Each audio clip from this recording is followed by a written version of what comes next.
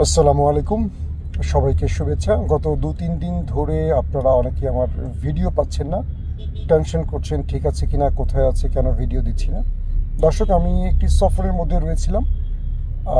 আদ্দিন ফাউন্ডেশনের অর্থাৎ আদ্দিন মেডিকেল কলেজের আমন্ত্রণে যশোরে গিয়েছিলাম, মিজানুর রহমান আজহারের মাহফিল সেখানে। তো আজকে আবার ফিরলাম ঢাকাতে। তো সব কিছু মিলে একটু ব্যস্ত সময় কেটেছে আমার, তাই ভিডিও দেওয়া সম্ভব হয়নি। তবে একটা বিষয় নিয়ে আজকে কথা বলতে চাই যে বাংলাদেশে হঠাৎ করে বেশ কিছু কুতর্ক শুরু হয়েছে। মিজানুর রহমান আজহারির মাহফিলে আমি ছিলাম, তিনি পুরোটাই কোরআন এবং হাদিস দিয়ে বর্ণনা করেছেন, মানুষকে দুর্দান্ত কিছু বিষয় মেসেজ দিয়েছেন। তার তাফসিরের যে স্টাইল সেটা কম বেশি প্রত্যেকেই জানেন এবং কী ধরনের কথা বলেন।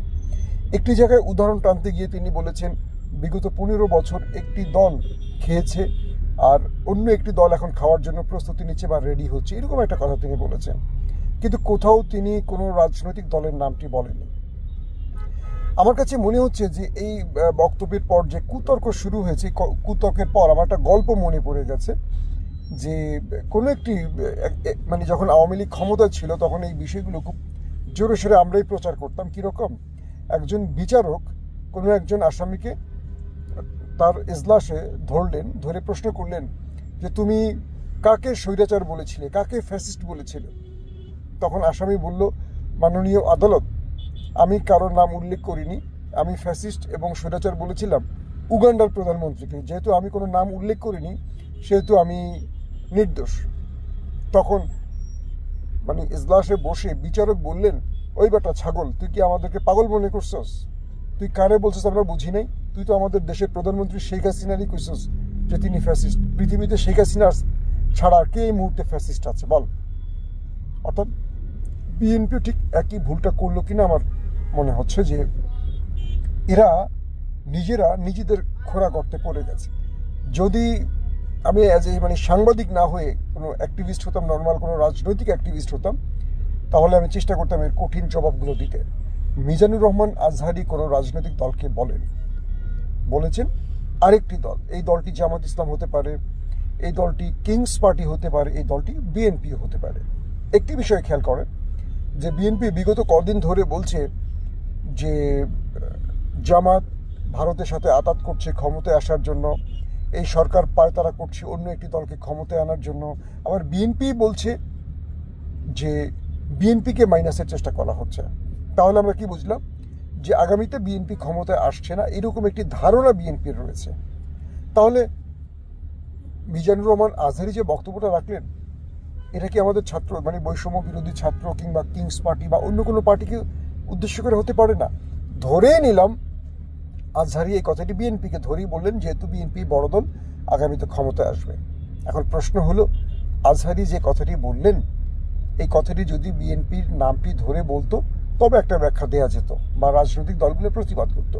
কিন্তু বিএনপি কতটা বোকামি করলো, মানে বিএনপির বলতে কি বিএনপির যারা অ্যাক্টিভিস্ট তারা কতটা বোকা গর্ধ যে তারা নিজেদের দিকে বিষয়টাকে টেনে আনলেন। মানে আজহারি একটা কথা বলে মাঠে ছেড়ে দিলেন আর বিএনপি পুরো দোষটা নিজের ঘাড়ে চাপিয়ে প্রমাণ করে দিল যে আসলেই আমরা লুটেরা বা আমরাই আগামীতে দেশটা লুটে খাবো। বিষয়টা কি তাই? বিএনপি কি আওয়ামী লীগের চরিত্রের? অবশ্যই না। বিএনপি যে ভুলগুলো 5 তারিখের পরে করছে, আমাদের জনাব তারেক রহমান 1000-এর অধিক নেতাকর্মীকে দল থেকে সাসপেন্ড করেছেন এবং তথ্য নিয়ে দেখা গেছে যে অনেকের বিরুদ্ধে মিথ্যা প্রচার রয়েছে। দেখা গেছে বহু আওয়ামী লীগের বিএনপি সেজে এই লুটপাটগুলো করেছে, একটা একটা করে প্রমাণ পাচ্ছে। কিন্তু আমরা দেখছি সোশ্যাল মিডিয়ায় বহু লোক এই আমাদের দল বিএনপিকে টেম্পু স্ট্যান্ড, হাবি জাবি বহু উপনাম ছদ্মনাম দিচ্ছি, মানে কি বলবো, কটাক্ষ করছে বিএনপিকে। এটা একদমই ঠিক না।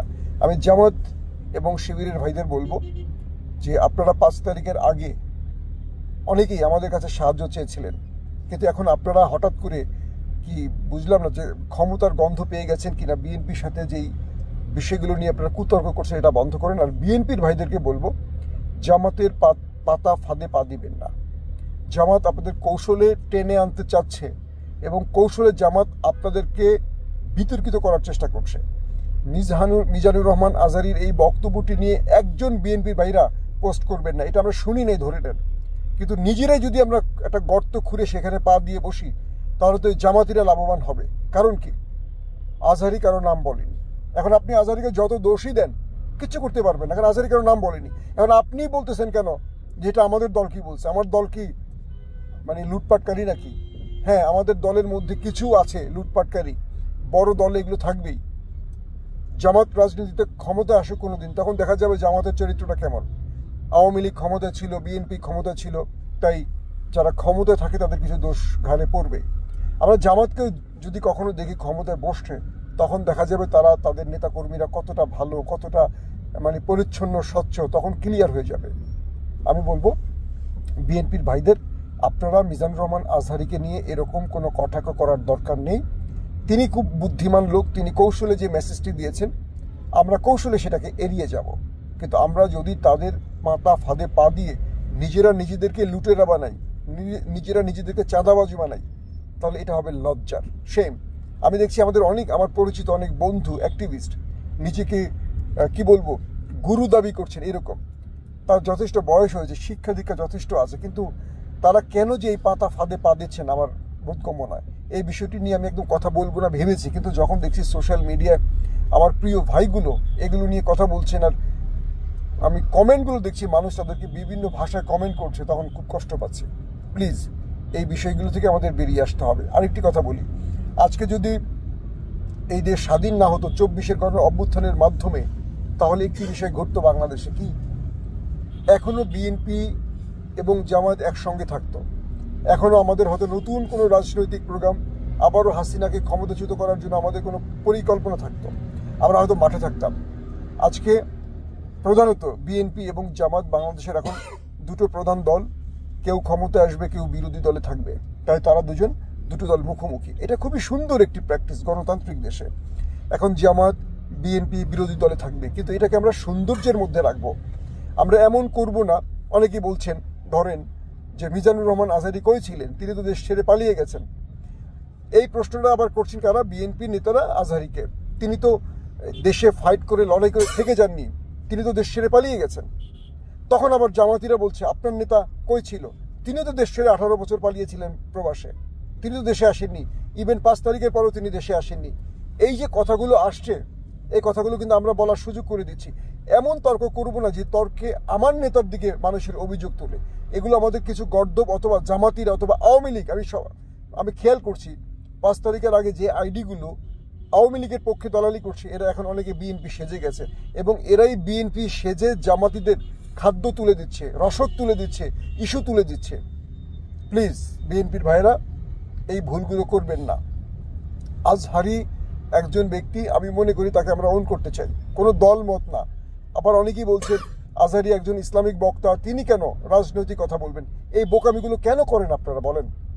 আমার রাসূল বা বিশ্বনবী সবচেয়ে বড় রাজনীতিবিদ ছিলেন। তিনি কেবল ধর্মের কথা বলেননি, তিনি কেবল দাওয়াত দেননি, তিনি খেলাফত প্রতিষ্ঠার স্বপ্ন দেখিয়েছেন মানুষকে। তার ওফাতের পর খেলাফত প্রতিষ্ঠিত হয়েছে। অদ্যবধি পৃথিবীর বহু দেশে খেলাফত প্রতিষ্ঠিত আছে। এখন যদিও খেলাফত নেই, এখন নতুন খেলাফতের দিকে আবার এগুচ্ছে পৃথিবী। জোলানির বিজয়ের পর সিরিয়াতে এটা দাবি করা হচ্ছে, ওসমানী সালতানাত দিয়ে আমাদের মুসলিম বা ইসলামের সাম্রাজ্যের পতন হয়েছে, আবার নতুন করে সেই সাম্রাজ্যের স্বপ্ন দেখা হচ্ছে। কিন্তু আমার রাসূল সবচেয়ে বড় রাজনীতিবিদ ছিলেন।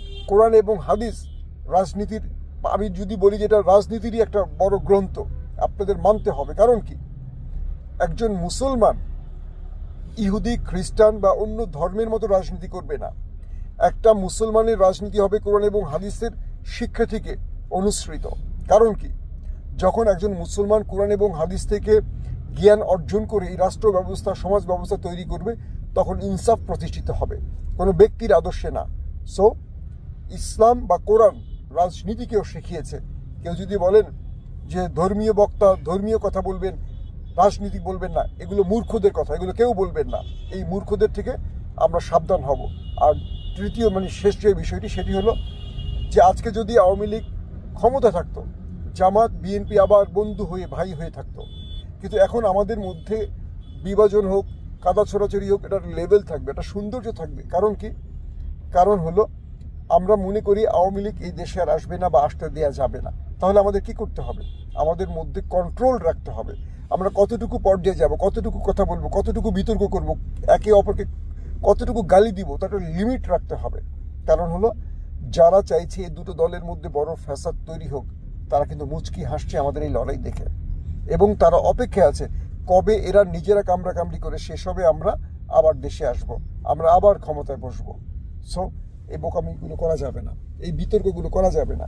আমি মনে করি রাজনৈতিক নেতারা অনেক কথা বলবেন, এই কথাগুলোকে একটু সহনশীল হয়ে সয়ে যেতে হবে। বক্তারা অনেক কথা বলবেন, যতক্ষণ কোনো বক্তা কোনো দলের নাম উল্লেখ করবে না ততক্ষণ এটার প্রতিবাদ আমাদের দরকার নেই। আজহারি যদি ইঙ্গিত বিএনপিকেও করে, বিএনপি এটা নিয়ে কোনো কথা বলা উচিত নয়, কারণ মানে আমরা যখন এই তর্কটা জড়াবো তখন এই তর্কটা আরো লম্বা হবে। কারণ 5 তারিখের পর দেশের পরিস্থিতি আমাদের অনুকূলে ছিল না, আমাদের মধ্যে অনেক কি বলবো হাইব্রিড ঢুকে গেছে, তারা বিএনপিকে পচিয়ে গেছে, বিএনপির বিরুদ্ধে অনেক অপপ্রচার হয়েছে, আবার আমাদের কিছু ভাইরা এই অপরাধে জড়িয়েছে, এটাও সত্য কথা। সো আসেন আমরা রাজনীতির পরিবেশটাকে সুন্দর রাখি, আর আমরা যারা কোরআন হাদিস বুঝি না আমরা যেন আলেমদেরকে নসিহত করতে না চাই। আমি ব্যক্তিগতভাবে আজহারিকে ভালোবাসি, আপনারা জানেন, আমার ফেসবুকে বা ভিডিওতে দেখেছেন। আমি কিন্তু তাকে রাজনীতির ঊর্ধ্বে মনে করি, আমি ওন করি তাকে, আমি মনে করি সেই দেশের সম্পদ। সেই দেশ ছেড়ে যদি হাসিনার ভয়ে পালিয়ে যান, এই দেশ থেকে বহু মানুষ পালিয়েছেন, এই প্রশ্নগুলো আসবে। এখন বিষয়টা হলো তাকে টিকে থাকতে হবে। যারা পালিয়ে যান নাই, জামাতের নেতারা ফাঁসির কাজটা ঝুলেছেন, এটা তো জামাতের অনেক বড় একটা ত্যাগ, এটাকেও আমরা ছোট করে দেখব না। আমি আপনাদের মতো কারো বিরুদ্ধে কুতর্কে যেতে চাই না, আমি কাউকে মিথ্যাচার বা কাউকে গালি দিতে চাই না। আমার কাজটা হলো যার যতটুকু প্রাপ্য তাকে ততটুকু দিতে হবে। আমি জামাতকেও থ্যাঙ্কস দিতে চাই, কারণ তারা তাদের বড় বড় শীর্ষ 5-6 জন নেতার ফাঁসির কাজটা ঝুলেছে, কিন্তু আওয়ামী লীগের সাথে আতাত করেনি, তারা বিএনপিকে ছেড়ে যায়নি। আবার বিএনপি অনেক বড় দল যারা জামায়াতকে নিজের ভাইয়ের মতো এতদিন আগলে রেখেছে। ইনশাআল্লাহ আমি মনে করি আগামী দিনে আমাদের এই প্রধান দুটো দল তারা অবশ্যই, যেহেতু সরকারি দল একটা হবে, বিরোধী দল একটা হবে, তারা তাদের মধ্যে আরও বেশি শিষ্টাচার বজায় রাখবে, এবং বিরোধী দলের যতটুকু যোগ্যতা আছে বা সরকারি দলের যতটুকু কি বলবো যে বিরোধী দলের সাথে আচরণগত যেই নোংরামি, এগুলো এড়িয়ে আমরা একটা পজিটিভ রাজনীতির দিকে যাব। আজহারি বাংলাদেশের সম্পদ, এরা সবাই মনে রাখবেন। এবং তিনি তার বক্তব্যে যা কিছু বলছেন সেটা তার আমরা দর্শক হিসেবে শুনেছি। যদি আমার কাছে মনে হয় তিনি কোরআন এবং হাদিসের বিপরীত কিছু বলেছেন, অবশ্যই সেই ভুলগুলো আমরা তাকে ধরবো, প্রশ্ন করব। এবং তিনি যদি রাজনৈতিক বক্তব্যও দেন, সেটা যদি দেশের জন্য, মুসলিমদের জন্য, ইসলামের জন্য পজিটিভ হয়, সেটাকেও আমরা গ্রহণ করব। কারণ আমাদের একটাই ঠিকানা, মৃত্যু, হাসর এবং আল্লাহর দরবারে হাজির হওয়ার। জান্নাত এবং জাহান্নাম দিয়ে আমাদের ফয়সালা শেষ। সো রাজনীতি বলি আর যাই বলি, শেষ দিনের জন্য আমাদের সবাইকে প্রস্তুত হতে হবে। প্রত্যেকে ভালো থাকবেন। আল্লাহ হাফেজ।